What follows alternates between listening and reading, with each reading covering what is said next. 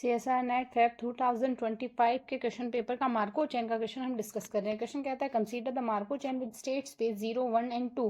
The transition probability matrix P is given by P, हमें 3x3 की matrix ये given है। Let P n represent that probability of I from J in n step denoted the n step transition probability matrix, then which of the following statement is true। हमें चार option में बताना है इनमें कौन सा स्टेटमेंट ट्रू है।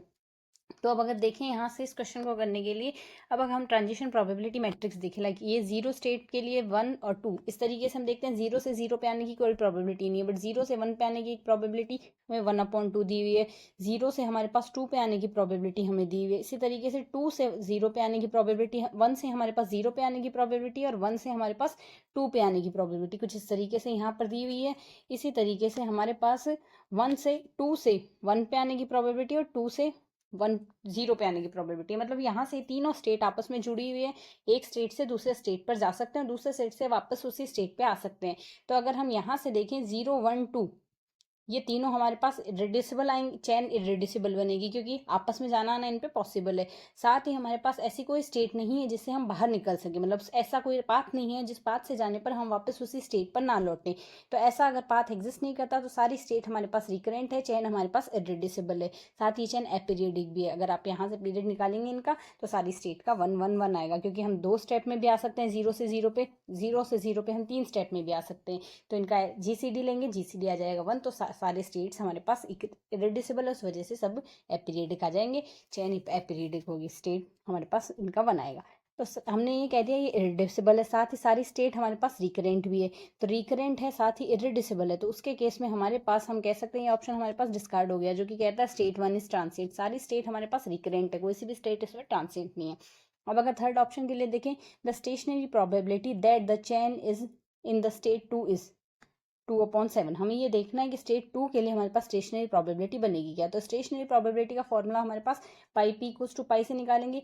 पाई हमारे पास यहाँ से बनेगी 1x3 का मैट्रिक्स, पाई 0, पाई 1 और पाई 2।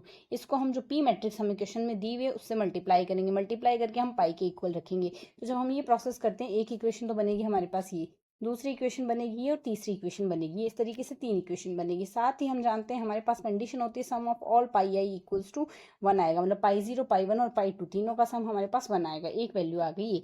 तो अब अगर यहाँ से सेकंड इक्वेशन को हम सिंप्लीफाई करें, सेकंड इक्वेशन को फर्स्ट इक्वेशन से अगर हम देखें, यहाँ से हम पाई 0 की वैल्यू निकाल सकते हैं 3/4 पाई 1 प्लस पाई 2। तो जो हमारे पास पाई 0 की वैल्यू आई है वो हम इसमें सब्सटीट्यूट कर देंगे। सेकंड इक्वेशन में 3/8 पाई 1 प्लस पाई 2, पाई 2/4 आई गया इक्वल्स टू पाई 1 आ गया। इसको पहले सिंप्लीफाई कर लेते हैं। पाई 1 को हम कॉमन ले लेंगे और पाई 2 को RHS, पाई 2 को और कॉमन ले लेंगे। दोनों को अलग अलग कॉमन लेके सॉल्व कर लिया इक्वेशन को, उसको सिंप्लीफाई करेंगे।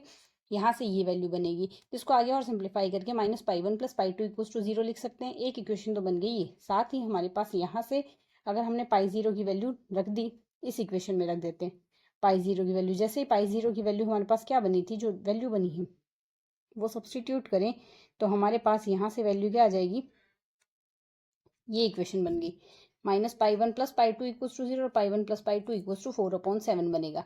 यहाँ से इसमें अगर वैल्यू रखते हैं, जैसा कि हम यहाँ से देख सकते हैं ये वैल्यू, पाई 0 की वैल्यू 3/4 पाई 1 प्लस पाई 2 आया था, पाई 1 प्लस पाई 2 इक्वल्स टू 1 आएगा। तो यहाँ से पाई 1 प्लस पाई 2 कॉमन ले लेंगे, 7/4 इक्वल्स टू 1 आएगा। क्रॉस मल्टीप्लाई कर दिया हमने, तो ये इक्वेशन हमारे पास यहाँ से बन जाएगी।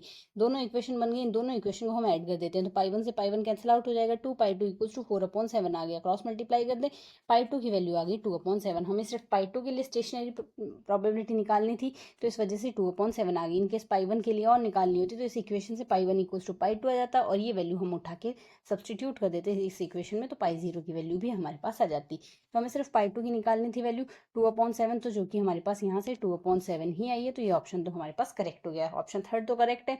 अब बाकी ऑप्शंस की चेक करते हैं। 0 से 0 पे 2 स्टेप में आने की प्रोबेबिलिटी हमें चेक करनी है। तो 0 से 0 पे 2 स्टेप में आने की प्रोबेबिलिटी के लिए हमारे पास 0 है, 0 से हम 1 पे जा सकते हैं, फिर वापस 0 पे आ सकते हैं, आगे 3 स्टेप में। तो अगर 0 से 1 पे जाएंगे, ट्रांजिशन प्रोबेबिलिटी मैट्रिक्स में इसकी वैल्यू 1/2 दी है, और 1 से 0 पे आने की प्रोबेबिलिटी 3/4 दी है। इन दोनों को मल्टीप्लाई कर देते हैं, 3/8 हो गया।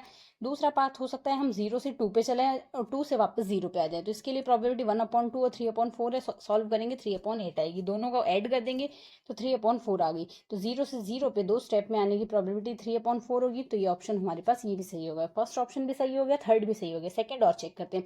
1 से हमारे पास 0 पे आना 3 स्टेप में, तो 1 से 0 पे 3 स्टेप में आने के लिए हमारे पास कौन कौन से पाथ हो सकते हैं? 1 से हम 2 पे आ जाएं, 2 से हम 1 पे आ जाएं, फिर हम 0 पे आ जाएं, एक ये पाथ हो सकता है। या फिर 1 से हम 0 पे आ जाएं, 0 से हम 2 पे आएं, 2 से वापस 0 पे आ जाएं, दूसरा पाथ ये हो सकता है। तीसरा पाथ हो सकता है 1 से हम 0 पे आएं, फिर वापस 1 पे आएं, फिर वापस 0 पे आए, एक पाथ ये हो सकता है। 3 स्टेप में आना है हमारे पास, तो 3 स्टेप में आने के तरीके ये हो गए।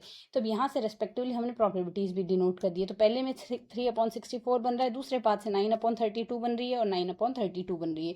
इन सबको ऐड ऑन कर देंगे, प्रोबेबिलिटी बनेगी 39/64। तो 39/64 यहाँ से इस क्वेश्चन में दिया है, तो फर्स्ट, सेकंड और थर्ड हम इस तरीके से इसमें करेक्ट कर लेंगे।